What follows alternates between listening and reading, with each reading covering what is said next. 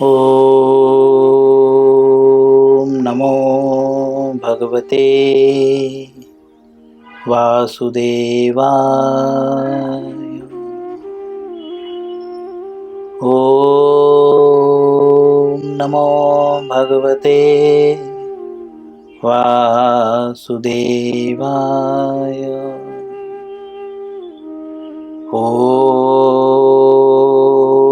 नमो भगवते वासुदेवाय।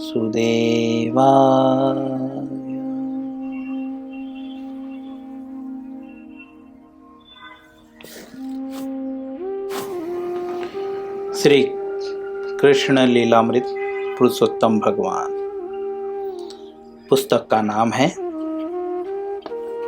अध्याय 40। अध्याय का नाम है अक्रूर जी द्वारा स्तुति। आज इस अध्याय का तीसरा दिन है। अक्रूर जी के द्वारा जो है भगवान की स्तुति की जा रही है। अक्रूर जी की स्तुति सबसे भिन्न है। थोड़ा सा अभी तक जितनी भी सारी स्तुति हमने पढ़ी उन स्तुतियों में से अक्रूर जी की स्तुति थोड़ा सा अलग है। अक्रूर जी की स्तुति ब्रह्मा जी की स्तुति से मैच कर रही है।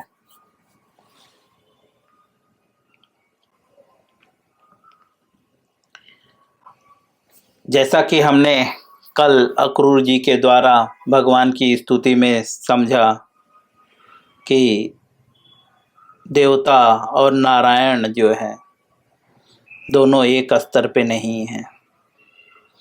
और अक्रूर जी के द्वारा हमने यह जाना कि दो प्रकार के भक्त होते हैं, एक शैव्य और एक भागवत। जो भागवत होते हैं वे भगवान के भक्त होते हैं, अर्थात कृष्ण, क्योंकि स्पष्ट रूप से श्रील प्रभुपाद जी लिखते हैं कि भगवान शब्द कृष्ण के लिए प्रयोग किया जा रहा है। और जो शैव्य होते हैं वो शिव जी के उपासक होते हैं। ठीक है। जो शैव्य होते हैं वे विभिन्न आचार्यों के अनुयायी होते हैं, लेकिन जो वैष्णव होते हैं वे पंचरात्र विधि के द्वारा जो है प्रामाणिक किसी वैष्णव के द्वारा दीक्षित होकर जो है विष्णु की पूजा करते हैं। श्रील प्रभुपाद जी लिखते हैं कि जो भगवान की पूजा करते हैं वह तो त्यक्त्वा देहम पुनर्जन्मम, इस संसार में दोबारा नहीं जन्म लेते शरीर त्यागने के बाद। लेकिन जो देवताओं की उपासना करते हैं, भगवत गीता में कहा गया है क्षीणे पुणे मृत्यु लोक विसंति। आप किसी भी लोक में चले जाएं, वहाँ पे पुण्य के द्वारा पहुँचा जाता है, और जिस तरह से पुण्य समाप्त हो जाता है उसके बाद उस जीव को जो है पुनः इस संसार में आना होता है। इसीलिए प्रभुपाद जी लिखते हैं या अक्रूर जी कह रहे हैं कि देवताओं की भक्ति और आपकी भक्ति में जो है कोई समांतर नहीं है, कोई जो है समानता नहीं कर सकते। श्रील प्रभुपाद जी लिखते हैं कि अक्रूर जी ने कहा। अब ठीक है, यह तीसरा पैराग्राफ है इस अध्याय का। अक्रूर जी ने कहा, यद्यपि देवताओं के भक्तों के मन किसी विशेष देवता पर केंद्रित रहते हैं। ऐसा अक्रूर जी कह रहे हैं भगवान का ग्लोरिफिकेशन करते हुए कि जो देवताओं के भक्त होते हैं वो किसी विशेष देवता के ऊपर उनका मन केंद्रित होता है, क्योंकि आप देवताओं समेत सभी जीवों के परमात्मा हैं।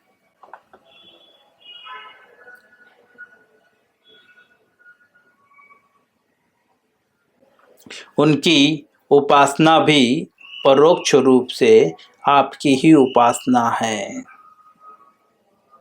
अगर हम देवताओं की उपासना करते हैं तो परोक्ष रूप से, यह परोक्ष मतलब अप्रत्यक्ष रूप से जो है आपकी ही उपासना है। पर श्रील प्रभुपाद जी इसके पूर्व के पैराग्राफ में बता चुके हैं कि यह उपासना शास्त्रों के अनुसार नहीं है। कौन सी उपासना? देवताओं की उपासना। यह परोक्ष रूप से भगवान की ही उपासना है, लेकिन यह शास्त्रों के अनुसार नहीं है। मतलब शास्त्र देवताओं की उपासना की अनुमति नहीं देता।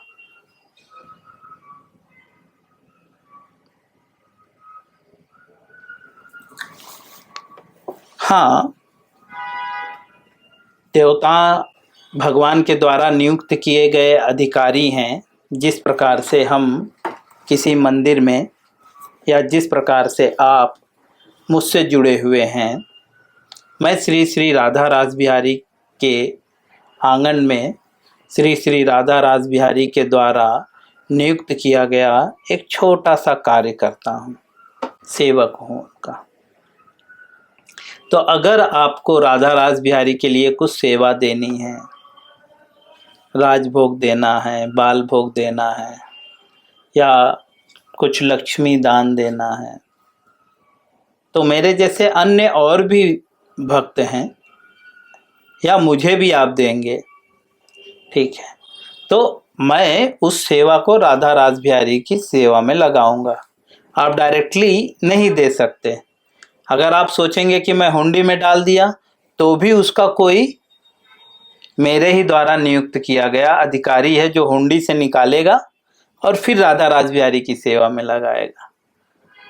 आप सोचोगे राधा रास बिहारी के प्लेट में डाल दो, तो भी कोई अधिकारी लेगा और उसे भगवान की सेवा के लिए खर्च करेगा।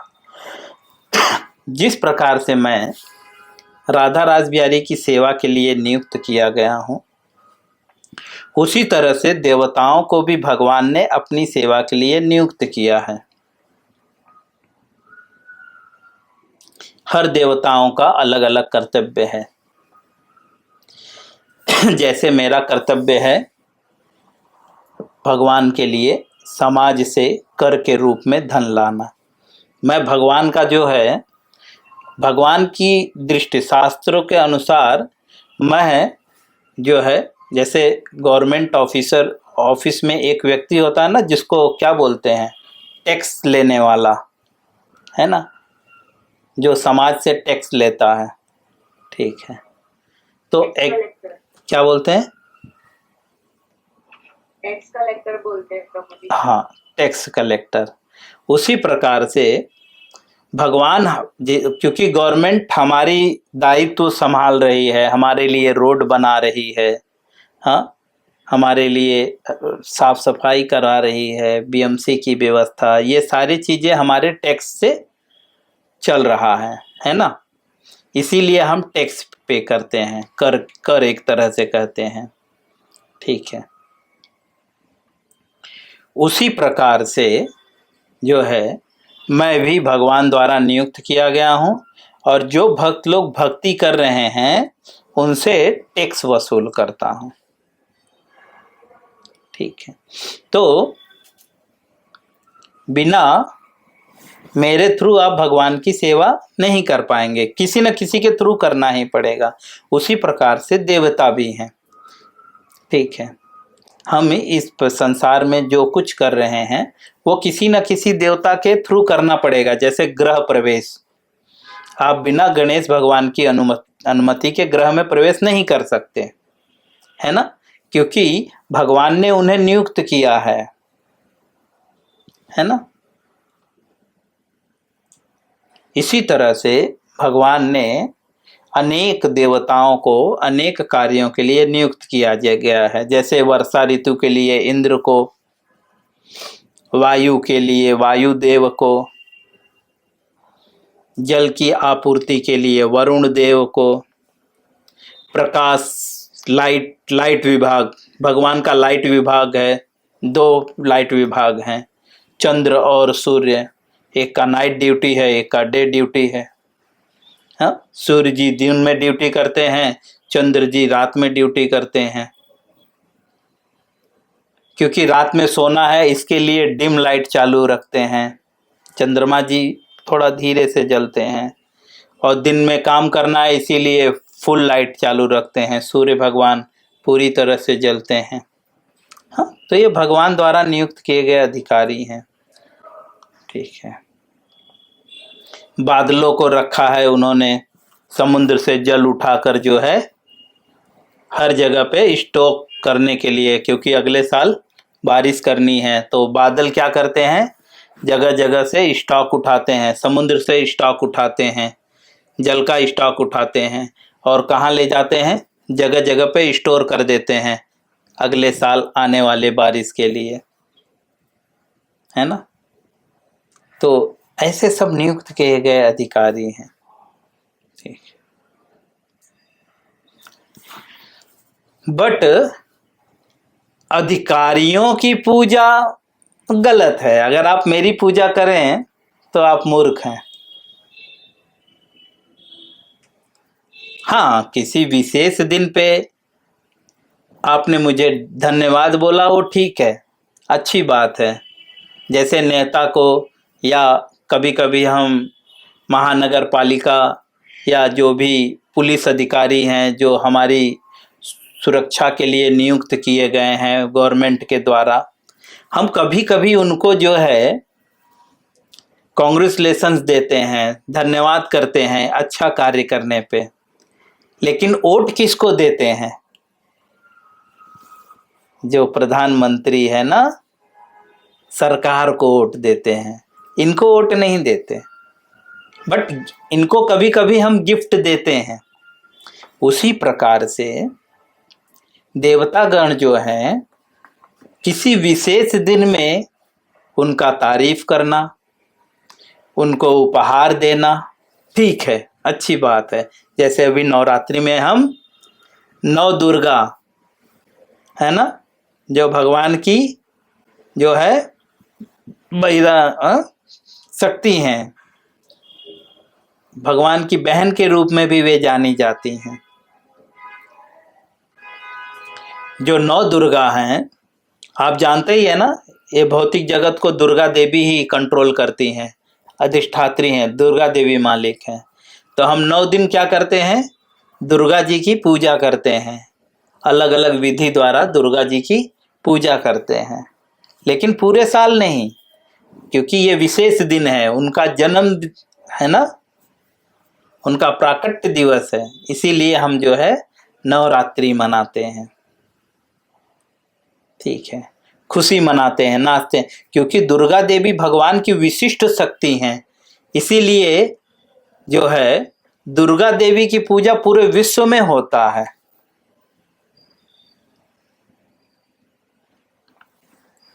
उसी प्रकार से तो यहाँ पे श्रील प्रभुपाद जी बताते हैं कि ये शास्त्रों अनुमोदित नहीं है देवताओं की उपासना। जैसे मेरी उपासना, अगर आप मेरी उपासना करेंगे तो ये शास्त्र के अनुकूल नहीं है। ठीक है, उपासना तो कृष्ण की करनी है। मैं कौन हूँ, मैं सिर्फ आपको उपासना का रास्ता दिखा रहा हूँ। उसी तरह से देवता हमारे वस्तुओं को जो है भगवान की सेवा में लगा रहे हैं, और कौन सी वस्तुएं भगवान की सेवा में लगानी है वो देवता हमें प्रदान कर रहे हैं। ठीक है, हालांकि कुछ लोग जो है देवता की उपासना करते हैं, परोक्ष रूप से जो है वे भगवान की ही पूजा करते हैं। आगे लिखते हैं, कभी कभी वर्षा ऋतु में पर्वत से बहने वाली छोटी नदियाँ सागर तक पहुंचने में असफल रहती हैं। प्रभुपाद जी कह रहे हैं ये जो देवता के उपासक हैं इन लोग किस तरह हैं, तो उसका उदाहरण दे रहे हैं कि कभी कभी छोटी नदियां जो है सागर तक पहुंचने में असफल होती हैं, कुछ सागर तक पहुंच जाती हैं और कुछ नहीं। इसी भांति देवताओं के भक्त आप तक पहुंच भी सकते हैं और नहीं भी। कभी कभी हमने देखा है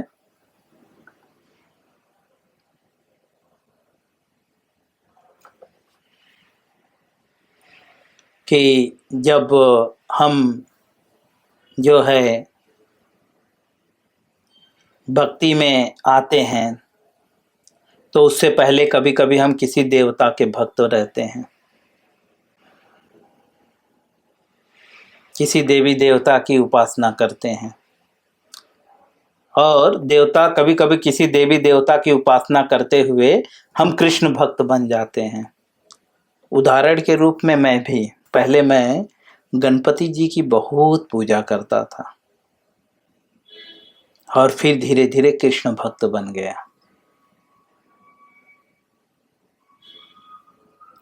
तो ऐसे ही कुछ लोग जो है इसी बारिश की तरह, जैसा कि श्रील प्रभुपाद जी यहाँ पे बता रहे हैं कि वर्षा की ही तरह कुछ छोटी छोटी नदियां कभी समुद्र तक पहुंच जाती हैं, कभी कभी रास्ते में सूख जाती हैं। जिस तरह से मैं देवी देवा गणेश तो देवता हैं, गणेश भगवान की उपासना करते करते कृष्ण तक पहुंच गया, नहीं तो फिर एक जन्म मेरा जाता था गणेश भगवान की पूजा करने में।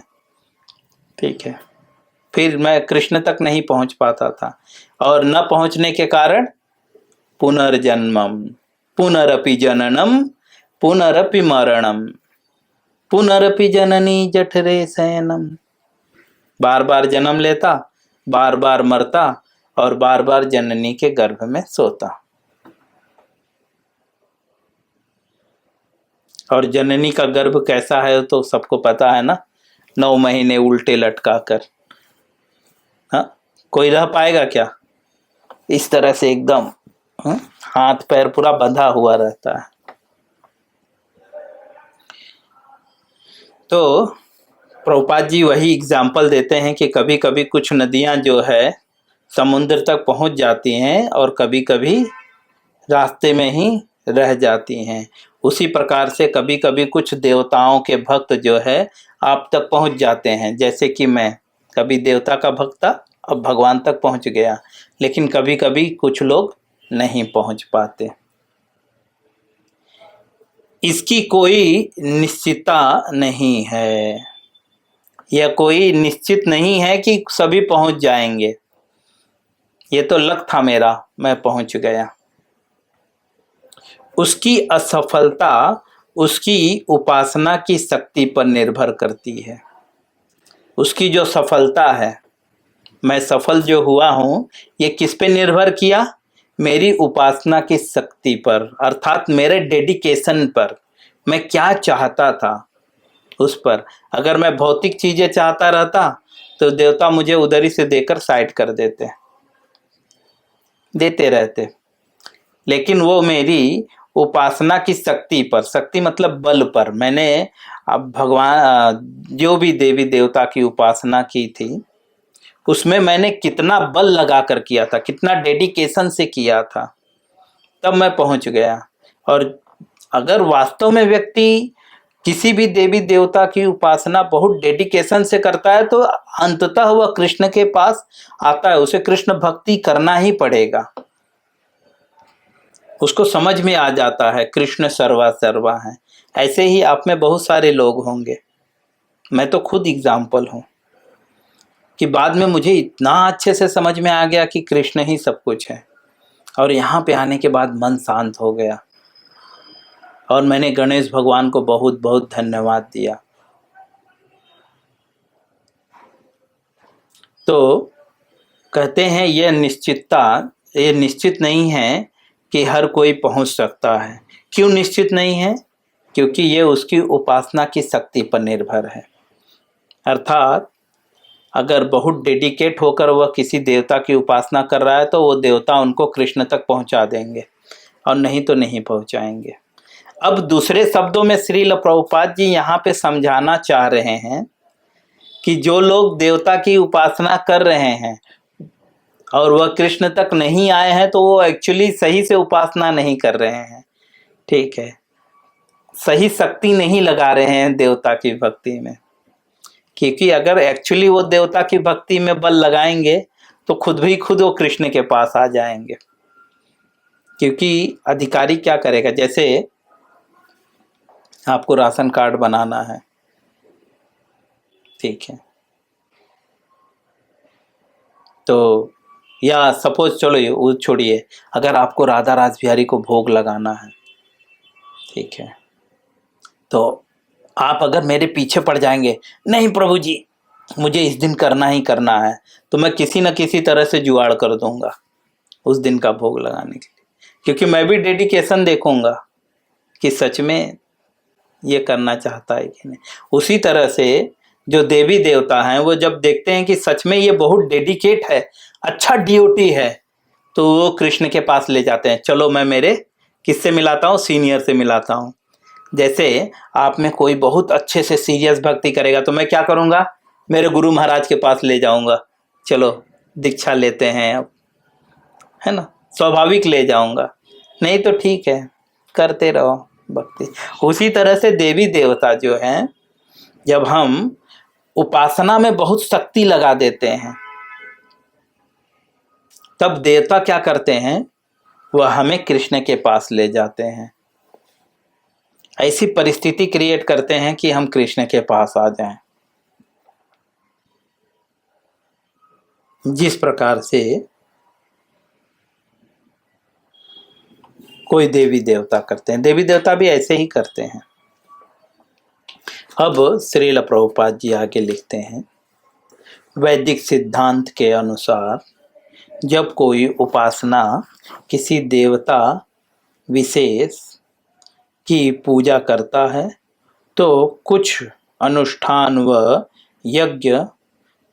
यज्ञेश्वर नारायण के लिए भी संपादित करता है।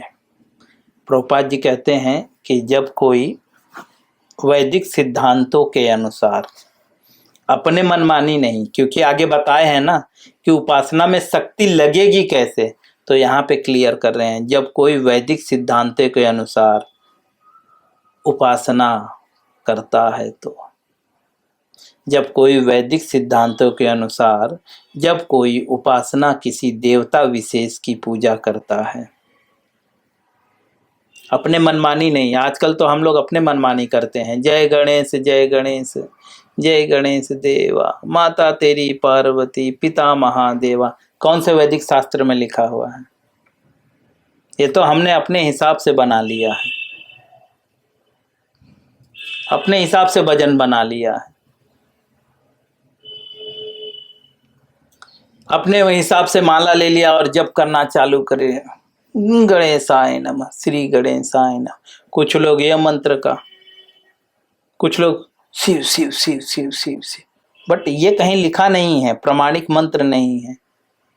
कुछ लोग राम राम राम राम राम राम राम, बट ये हमारे लिए प्रमाणिक नहीं है। प्रमाणिक अर्थात वैदिक सिद्धांतों के अनुसार जब कोई उपासना करता है किसी देवी देवता विशेष की, तो प्रभुपाद जी लिखते हैं कि वैदिक सिद्धांतों में ऐसा बताया गया है कि कुछ अनुष्ठान उसे जो है नारायण के लिए भी संपादित करना होता है। जैसे कि हम गृह प्रवेश करते हैं, गणेश भगवान की पूजा करते हैं, उसके बाद लक्ष्मी नारायण की पूजा करते हैं।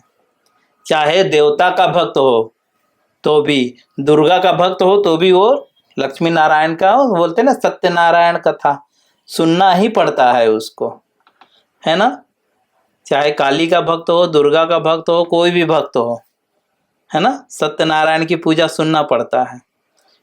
तो वही चीज यहाँ पे बता रहे हैं कि कुछ यज्ञ अनुष्ठान उसे करना ही पड़ता है, यज्ञ संपादित करना ही पड़ता है। किसके लिए? भगवान की प्रसन्नता के लिए। इसे हम कल और अच्छे से एक्सप्लेन करेंगे। मैं यहीं पे विराम दूंगा। हरे कृष्णा।